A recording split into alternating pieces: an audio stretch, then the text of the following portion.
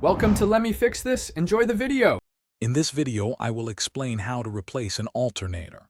First, prioritize safety by ensuring your vehicle is parked on a level surface with the parking brake engaged. Always disconnect the negative battery cable to prevent electrical shorts. You'll need a basic set of metric wrenches and sockets, a serpentine belt tensioner tool, and possibly a pry bar. Having these tools ready will make the process much smoother and more efficient for you. Now let's gain access to the alternator.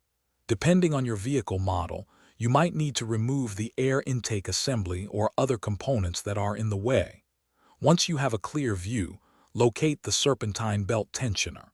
Use your serpentine belt tool to rotate the tensioner, relieving pressure on the belt. With the tension released, carefully slide the serpentine belt off the alternator pulley and set it aside.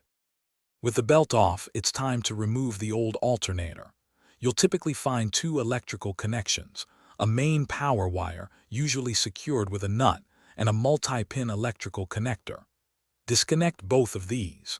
Next, remove the 2 or 3 mounting bolts that hold the alternator to the engine bracket.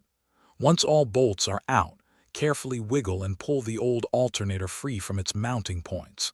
It might be a bit heavy, so be prepared. Installing the new alternator is essentially the reverse of removal. Carefully place the new unit into position and secure it with the mounting bolts, tightening them to specification.